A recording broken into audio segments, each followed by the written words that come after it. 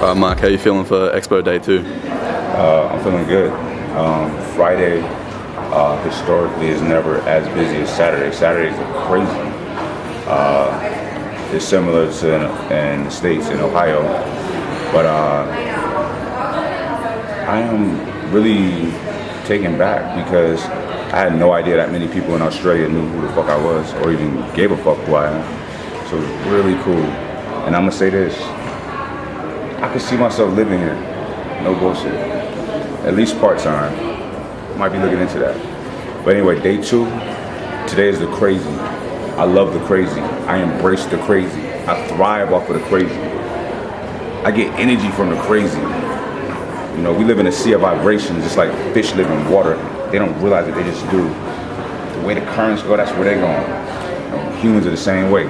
Energy and vibrations. And when it's a lot of people and it's fucking crazy, I get fucking crazy. Let's go get after it.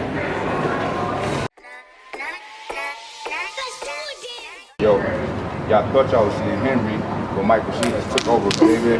What's up? We at the Arnold's, Melbourne. Look at, who's this guy right here? Who's that guy right there?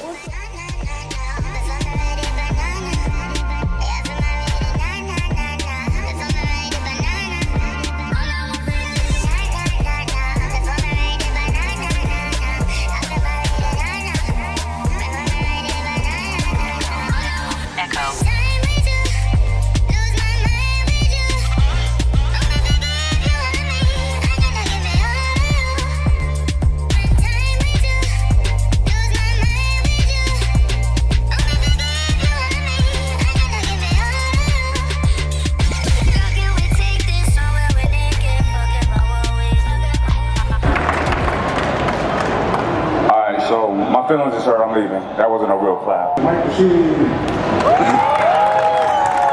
That's bad, that's bad.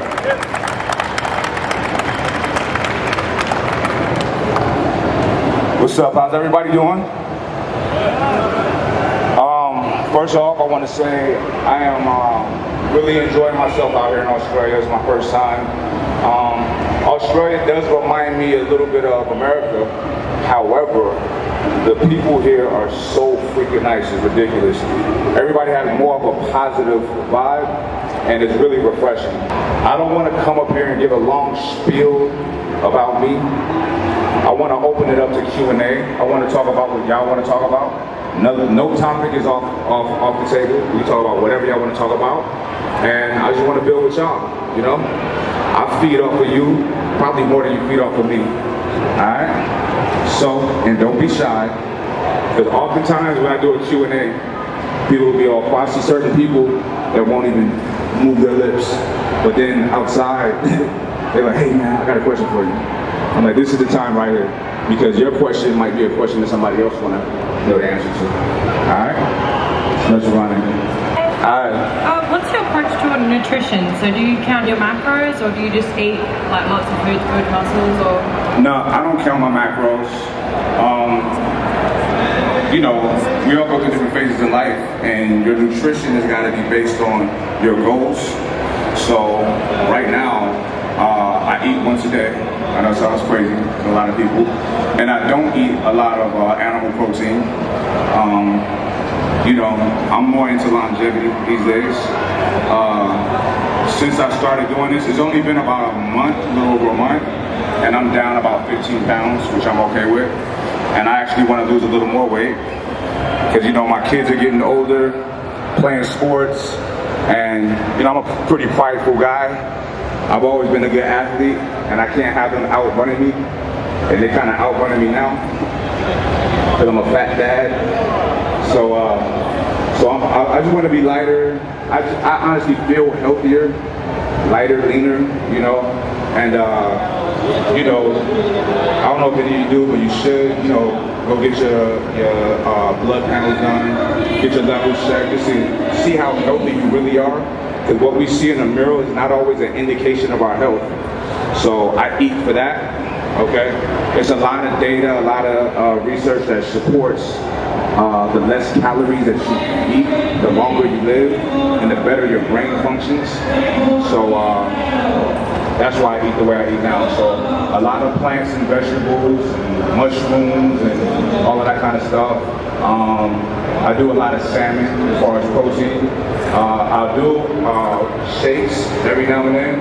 I have shakes on my line. I do a lot of vegan, plant-based protein shakes. I just, I don't like to bloat from weight. I don't know if I'm lactose intolerant or not, but just want to minimize that as much as possible. And also, a lot of animal protein, I don't want to sound like a Debbie Downer, but there's a direct link to turning on cancer cells in the body. The more animal protein we eat, we consume, so just being conscious of that. I'm almost 40. I'm getting up there, so I got to be conscious of these things and eat for longevity. How you doing? Good, man. When I was watching one of your videos, you spoke about how you don't plan when you go do your stuff. Sometimes it's just you just do it. Now, when you say that, is it both business and is it both personal? Is that how you go about your life, or is this how you just pretty much do it?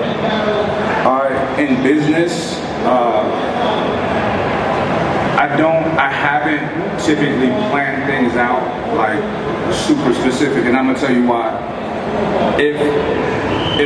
I'm a risk taker for one, right? The greater the risk, the greater the reward. I'm okay with that, right? I've done business and dealt with people in my inner circle who want to plan things out, and that's fine. I respect that. I don't have those organizational skills like that. But I noticed that they're limited to certain things. Like if an opportunity presents itself right now, they can't move on it because they need a week, they need 2 weeks. And that opportunity may not be available in 2 weeks. It's right now. So I try my best.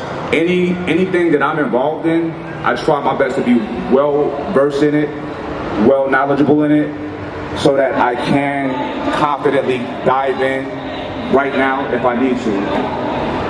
There's certain things that need to be planned out business-wise, financials and stuff like that. Like I'm reopening my gym right now, so like since I've been here, been scrubbing numbers and it's boring. I hate it. But certain things like that. But for the most part, no, I'm not a planner. I just do shit. I just fucking go. That's how I've gotten through life so far. You know what I mean? Sometimes it's impulsive. I know acting on impulse isn't always a good thing, but sometimes it is. If I feel it, if it feels right, I'm going. Yeah. Question for you: what would be the 3 best business/life tips that you've learned in the past 5 years? Business/life tips. 3. Okay. I was just telling this young man right here that sometimes people give me props for being a good businessman, et cetera, et cetera. I built, several multi-million-dollar businesses in, a short period of time. And I have seeds planted for more, bigger things, right? But I don't think I'm a good businessman, and I'm gonna tell you why. I can't sit down and give you any kind of meaningful tactics that I think is gonna work for you, right? But I think business, I don't care if it's business, if it's the gym, if it's a relationship, if it's anything, it's all just life, right? It's not some magical realm when you walk in like, all right, I'm gonna drop my gym mode, I'm gonna drop my life mode, I'm into business mode. Nah, this is your life. Just like the gym, I'm gonna give you an example. I'm gonna get to that. In the gym, I used to say, what you do in the gym, it can translate into your real life. No, that is your real life. If I spend an hour, hour and a half, 2 hours a day in the gym, that's a huge part of my life. So the things that I'm doing in there, if I'm working hard, if I'm super consistent, if I'm focused, if I'm goal-oriented, if I get to my goals and go a little further, if I keep going when it hurts, I'm building a lot of gym fortitude, right? No, you're just building fortitude, period. You're practicing in the gym. Okay, that goes over into business. It's the same, it's all the same. If you are good with people, if you're a good person, if you have good self-awareness, good emotional intelligence, empathetic, got a good level of common sense. You're able to think dynamically. You're able to solve problems. Those are the tactics that they can't teach you in school and business class. Okay? You can go to business class on accounting and stuff like that, things that I'm doing, but that doesn't make you a good business person because you can hire an accountant. You know what I mean? So I feel like you gotta have certain legit human characteristics, human qualities to be successful. I meet people all the time, really good people who are very knowledgeable, very smart with tactics in business, yet they don't have any businesses or have never been successful at employing those tactics. I can have a job interview with you, right? You and her, I can have the same exact qualifications. I might like her personality better. You know what I mean? She's more endearing, and I just need an endearing person around me at that time, or vice versa. You understand what I'm saying? So tactics is, you have to be knowledgeable in whatever field you're trying to be successful in. That's a given, or why you're even doing it, you know? But the path to real success is who you are, the type of person that you are, you know? And you guys see it, you see it here. There's a lot of fitness entrepreneurs, social media influencers that are making lots of money. Why is that? Maybe it has something to do with these fitness people so dedicated at the gym. So, some people are dedicated to look good. Some people just really enjoy living a healthy lifestyle and want to get healthier and be better, perform better. And maybe that, maybe that builds your aptitude. Maybe that builds your emotional intelligence. People, and your self-awareness. People don't really think about these things, but that's the intangibles that you can't quantify and that you can't learn in the school. You got to be doing things in your life to build those things. Just so happen that the gym is a place where you put yourself through stressful situations, circumstances. Heavy weight, it burns, it hurts. I don't feel like going today. You know what I mean? You're doing it over and over and over and over. So it's making all those other little problems in life nothing. And it's making you a very dedicated and consistent and reliable person. You understand what I'm saying? You never get like a ABC answer from me because my mind don't work like that, So I hope that kind of answers your question. Yeah, for sure, man. Thank you. Happy birthday for the other day. Thank you. Appreciate it. Hey, Mike. What's up, man? How you doing? How old were you when you started wanting to pursue your entrepreneur life, bro? How old was I? Entrepreneur life? Okay, I told y'all, nothing's off the table. So, I was an entrepreneur before this run here, fitness stuff. I was an entrepreneur with illegal things, when I was younger. And I was very successful at it. And how old was I? I don't know, 25, And, that doesn't last. It comes easy and it goes easier. And not only does it go easier, it crushes your confidence, your self-esteem. It's humiliating. It's terrifying because of the consequences. I've been there, and I took it. I accepted it because I was wrong, And then restarting and redoing everything the right way. I don't know. I was 32, 33, So you can start whenever. You can be 53. We all have access. We all have the same access to the world, right? What is it? It's that tablet you got right there, that phone in your pocket, all these apps. This big world makes it small. I mean, think about it. This is Australia. I've never been here before, but I can come here and meet lines of people that know my work and my content. You know what I mean? So, social media, apps, phones, you can start whenever. How old are you? This is when you should start, 17. You could be a 25-year-old multimillionaire, and I'm not bullshitting you. You know what I mean? With no startup money. People ask me all the time, well, where'd you get the funding to start your first business? I didn't have funding. It was my paycheck from work, overtime. You know what I mean? Saving when I didn't have to spend on bills. So, you know, if you're really passionate about something and you put 1,000,000% into it, it has to work. You need a sense of urgency. It can't be a passive thing. I kind of like this. I'm gonna see how this works. Nah, you gotta be like, you know what? I ain't got nothing else. I'm putting all my eggs in this basket. Here we go. That's a risk. I took risks like that, and it worked. You know what I mean? And you first started wanting to pursue like business and stuff. How did you handle doubters? I never wanted to pursue business. I just did what I did, and I seen opportunities to create business. Okay? But doubters, let's talk about doubters. All right, not just doubters, I'm gonna talk about negativity in general. Now, when you're doing anything in life to better yourself, for progress, and you're doing good things, it's positive, it's looking good, it's looking better. With that positivity, sometimes some negativity is going to rise too. It has to. That's just how it is.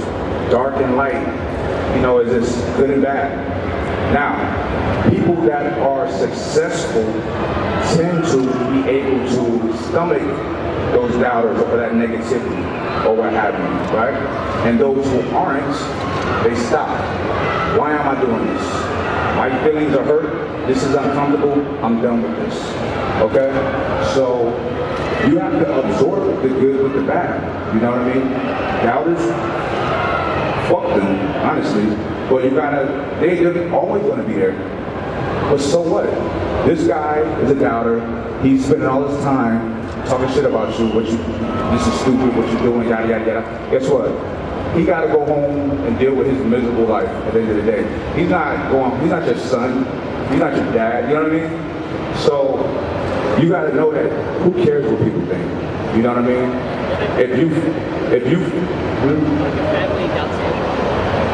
Well, it depends on how old you are. If you're a child, you know, your parents they should know what's best for you. I believe in that, you know. But when you're an adult, even 18, if you're doing for yourself, you know, fuck them too, kind of.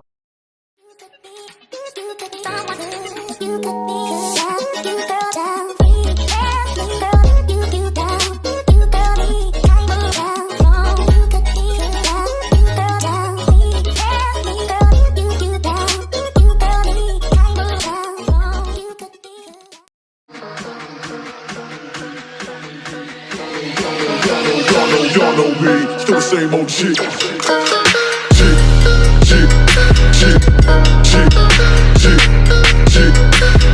Y'all know me, still the same old shit.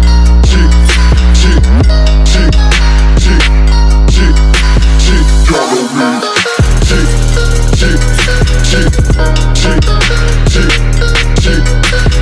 Y'all know me, still the same old shit. Turn me back to the old me. I don't give a fuck if it's dark or not. I'm harder than me trying to park a Dodge when I'm drunk as fuck. Right next to a humongous truck in a 2-car garage. I don't give a fuck if it's dark or not. I'm harder than me trying to park a Dodge when I'm drunk as fuck. Right next to a humongous truck in a 2-car garage. Dark or not. I'm harder than me trying to park a Dodge when I'm drunk as fuck. Right next to I need to get my product in here, actually. Yeah. Well, Hit up our boss, so he got a booth there, like 35 stores. damn. Big in What's the Australia. name? Simon Reed. Is obsessed with reading and learning and engaging conversations and stuff like that. His mind is fucking sharp. At that age, it's supposed to be Alzheimer's and, you know, dementia and all that stuff. But nah, if you take care of your mind, you're good. You know what I'm saying? See on a bit of milk, man.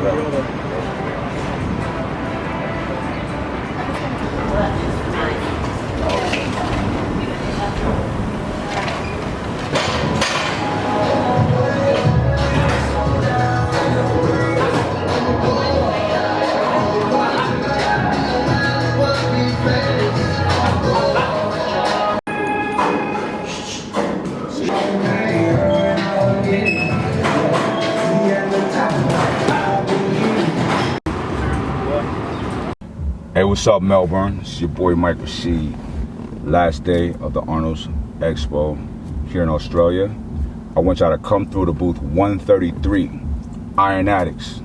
Come see your boy. It's the last day. Let's chop it up. Let's talk. Let's take pictures. All right? Looking forward to seeing y'all. All right, much love.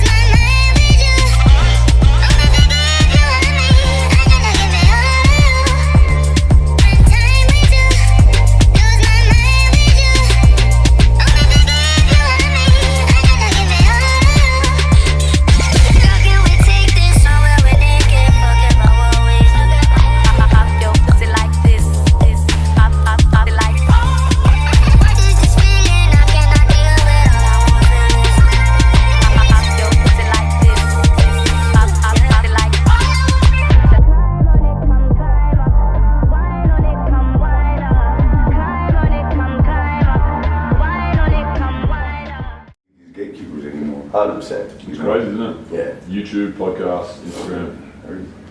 Grinder for you, Bill. Sponsored by Grindr. Sponsored by Grinder. Sponsored by Big Daddy 69 here at the show. And we should start the show like that. How does that sound for you, Mike? You coming in alright there? Yep. Hello, check. Sweet. You guys hear me? Yep. Okay. Tommy, you good? Yep. Good. Perfect. Alright, Mike, so how it works is Tommy's going to serenade you with Tommy's tribute, as we always start off our show. It's pretty bizarre. And then, we'll have, how long we got, by the way? You got an hour? Yeah, I got an hour. Yeah, cool. So, alrighty guys, welcome back to Adventure Street Radio. We are here today with the great Mike Rashid, and we are in his beautiful apartment in the South Wharf area of Melbourne. It's a penthouse suite. There are women in bikinis everywhere. Some men as well for Bill. They're not here for me. Yeah, that's right. That's all me. And before we welcome Mike officially, we're going to throw over to Tommy as usual for Tommy's tribute. Alrighty, welcome aboard, my friend. I've gone rather central here, so don't get too excited. But well, I mean, if you get excited, that's great. Here we go.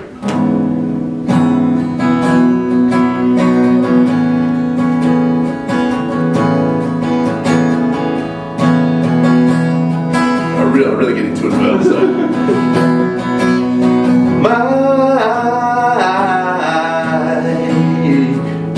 I love you so very much. Ooh, yeah. I'm aroused just by your touch. I've never touched this guy. And although I try, I can't get you out of my head. And maybe you can join me and Bill in bed.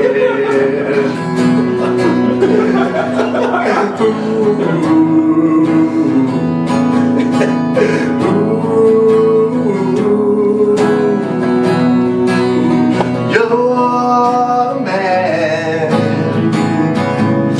and you've got a fucking good ring. And I do not, yeah, but if you want, I'll just wear a wig.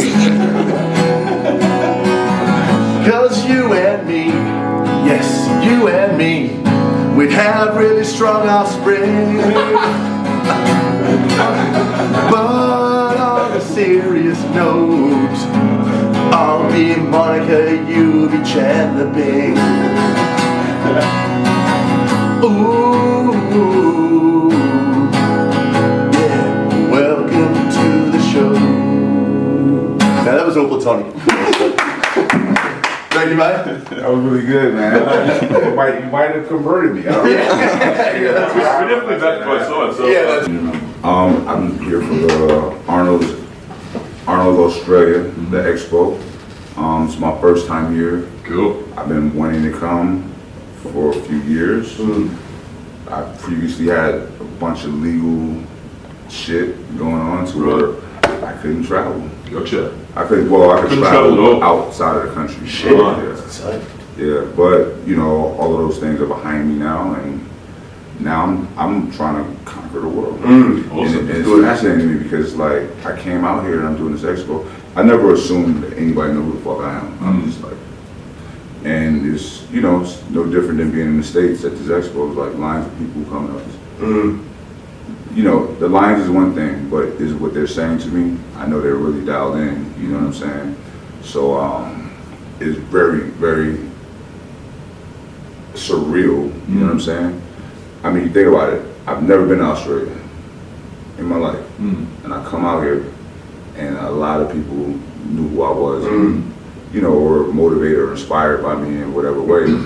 That's fucking cool. Yeah, you know what I mean? It's awesome, man. We were just kind of discussing this before in the breakfast room, I suppose. But how does that whole thing make you feel? The fact that you've got such a reach and you can actually motivate, inspire people. Like, what is that? Yeah, what is that to you? It feels good.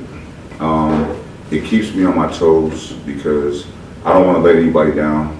I respect human beings in general, and that's why if you guys, you know, the content that I put out, I never put foolish shit out. Even if I do something foolish, you're not going to see it. I don't glorify silly things. And I try to put out a lot of content that is meaningful, that people can use. Absolutely. Whether it be perspectives on spinning something negative and making it positive, or just tips on eating or certain types of training, or whatever it is. I want to put out things that are useful and that are positive and productive. So, and how did this whole thing get started for you? So, obviously, you've been into training. Like, when did it all start? And how did it get to the point where now you are able to travel the world and inspire people? I mean, I've been an athlete all my life. I was a boxer. I started at 11, and you know, I was good at it. I loved it. I mean, it was just, you know, when you're that young and you get that seed planted that young, you know, is who you are, and that was my identity. I played a lot of sports, but boxing was my main sport, and primarily because I like sports. I like athletic challenges, and I like competition. However, I don't like to lose, right? So, and I'm an only child. I have siblings, but I was raised alone. So I have only child syndrome. Yeah. So if I do something good, I don't want somebody else taking credit for it. Yeah, that's right. It's yours. But also, you know, like I was really good at baseball. I love baseball. And on my team in high school, like we would lose every game, and I hated that. I couldn't control that. Boxing is all on me. It gives you a certain, any fighter can tell you this, whether it be boxing, MMA, jiu-jitsu, Muay Thai, whatever. It gives you a certain, like surfing, like I got friends that surf, they feel this too. It gives you life, like, and what I mean by that is we live kind of nowadays, but we're not, it's not the same as back in the day, right? When we were fucking hunting for our food. Yeah, absolutely. Take the women up to a mountain and you know, so That it's like there's no danger, no, you know, fuck that was close. Everything's too comfortable. It's very comfortable and we're soft, you know what I mean? So boxing, you don't have that luxury of just kicking back. So even, you know, it's deeply rooted in me. I'm not a boxer anymore. I still train though. I want to stay sharp, but my life, I'm like a fighter still, like how my mind works.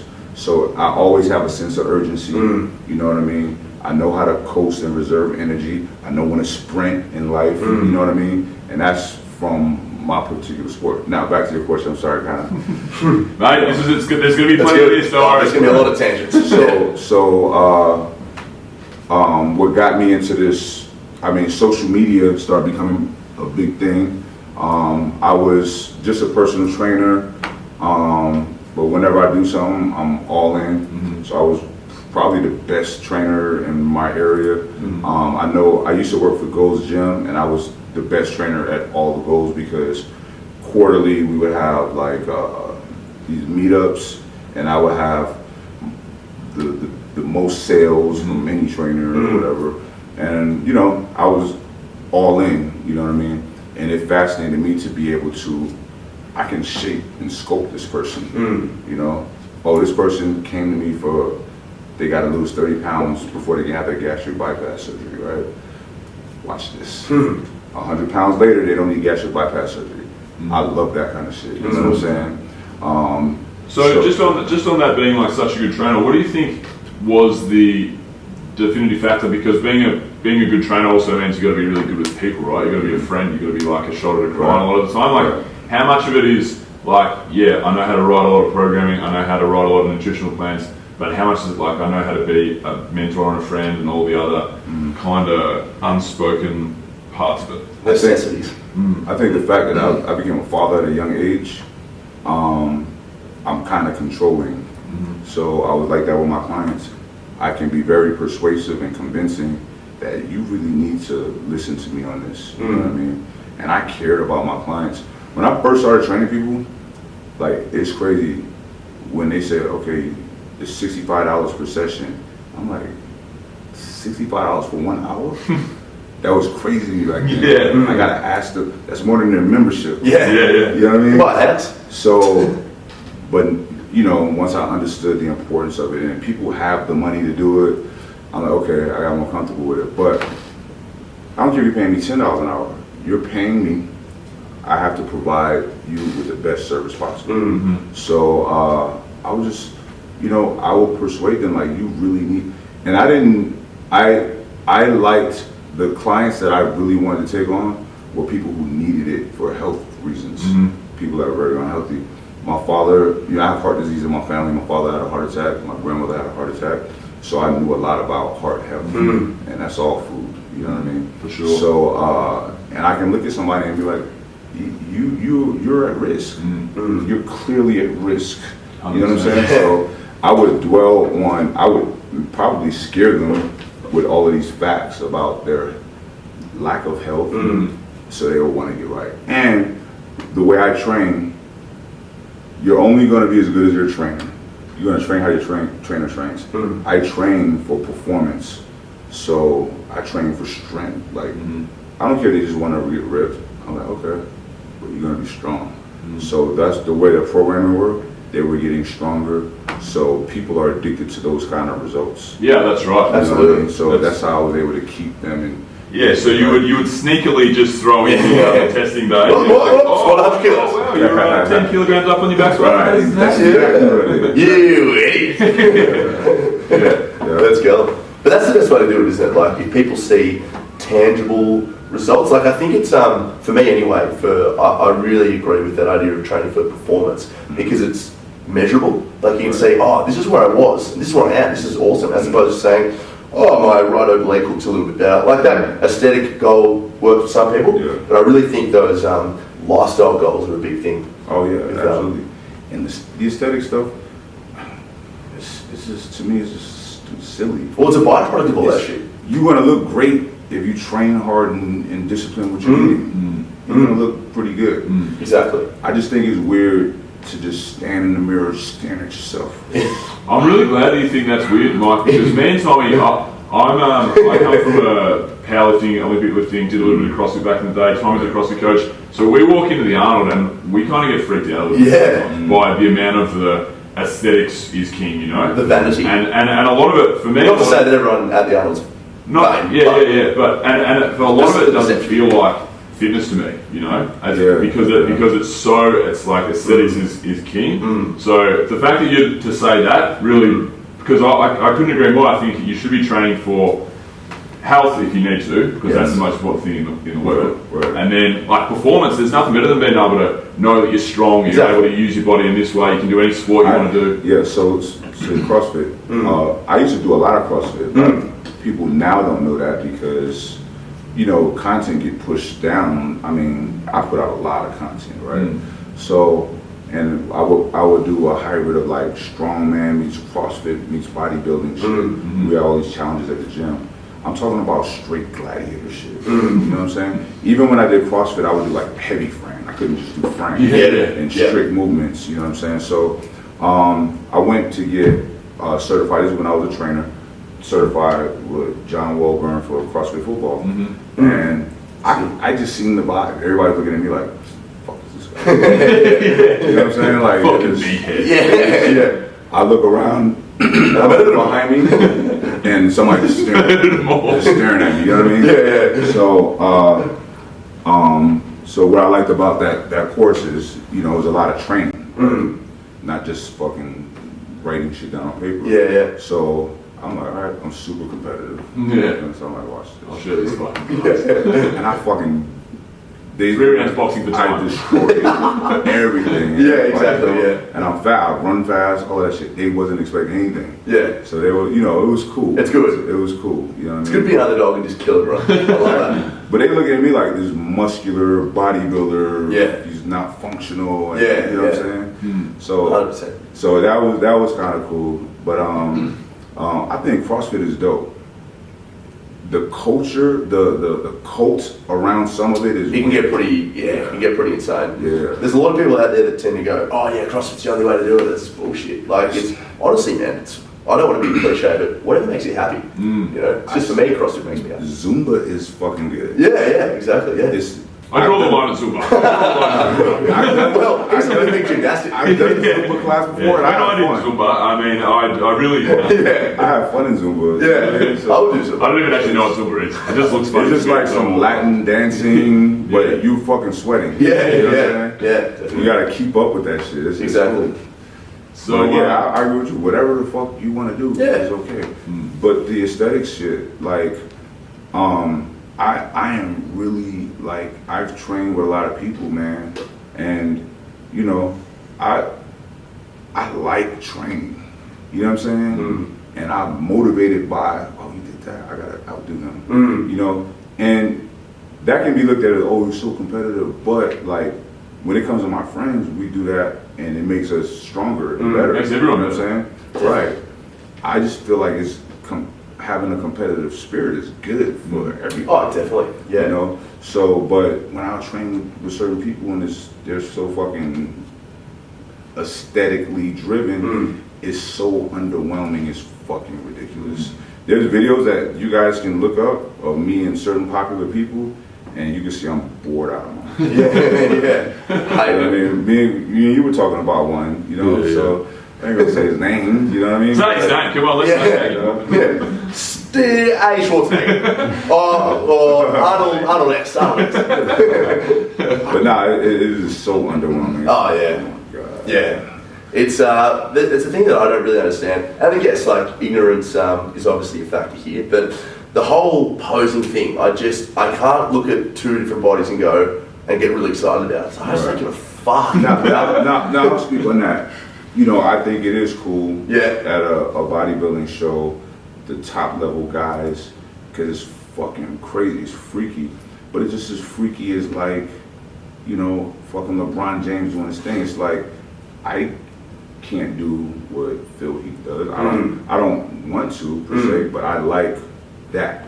It's cool to see how far this person took his body. Oh, yeah. You know what I'm saying? Yeah. And I think it's cool that people that's willing to do that. Because, you know, the highest level of any sport is not safe. Oh, no. No safe.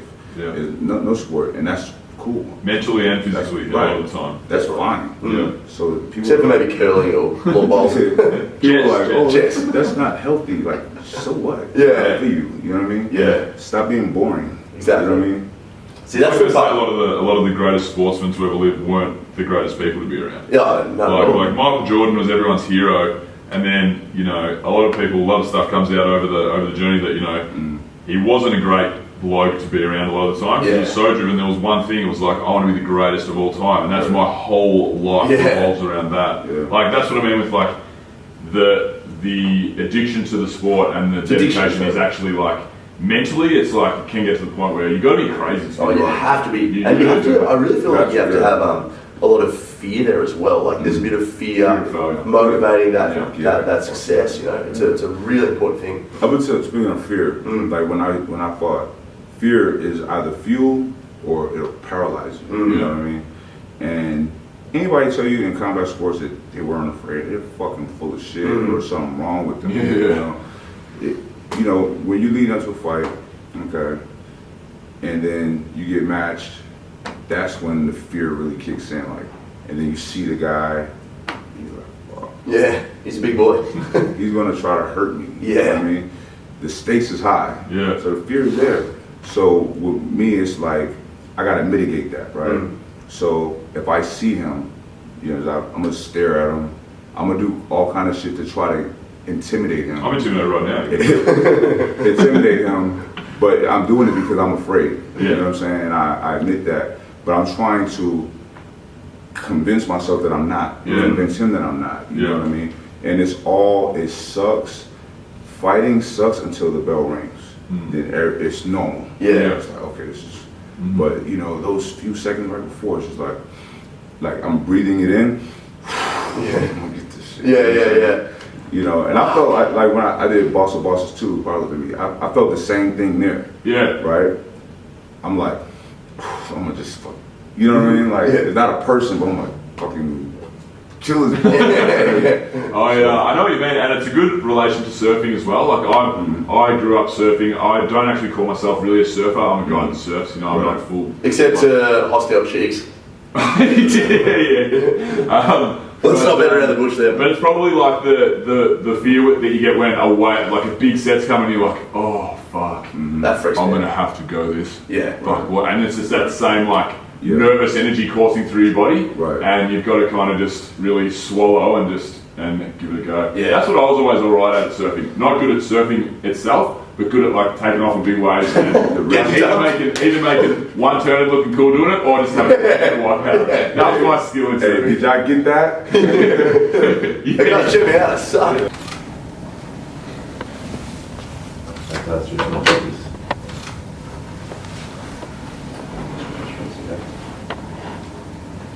I don't want to get that stuff in. So I can move. You need to move something over there.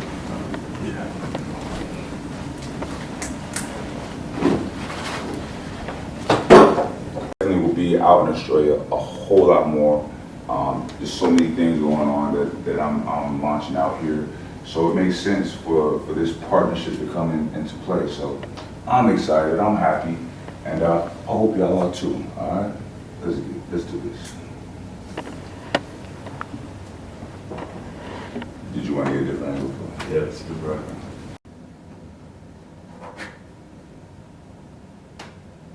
All right, so right now I'm doing a shoot for RYDER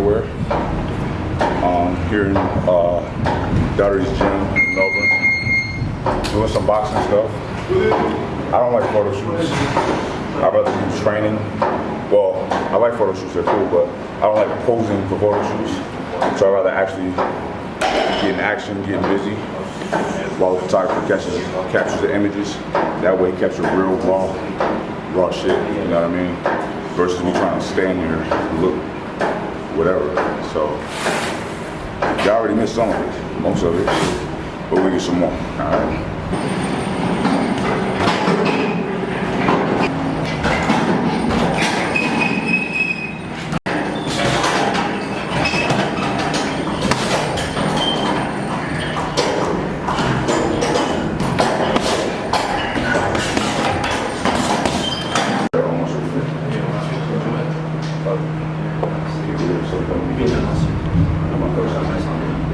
Finished shooting now. I've been eating really healthy and clean. And then someone comes along and says the P word. I'm not saying no names. I'm not saying any names. But here we are at an Italian restaurant about to get pizza. If you never said the word, I would not be here. I'm telling you. Alright? No, so fuck it. You got to eat. Read the pizza. With a whole bunch of, gotta have some spice. What up, y'all? So, halfway through a workout, me and CT and Big Daddy just got down on a tricep workout. I I fly out tomorrow.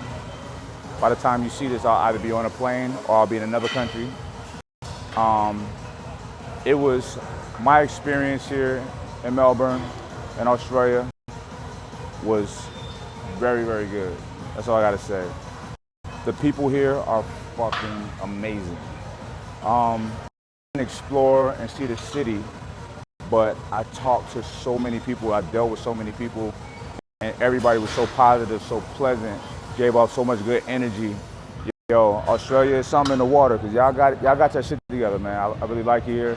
I will be back even as soon as next month, and I will be back often.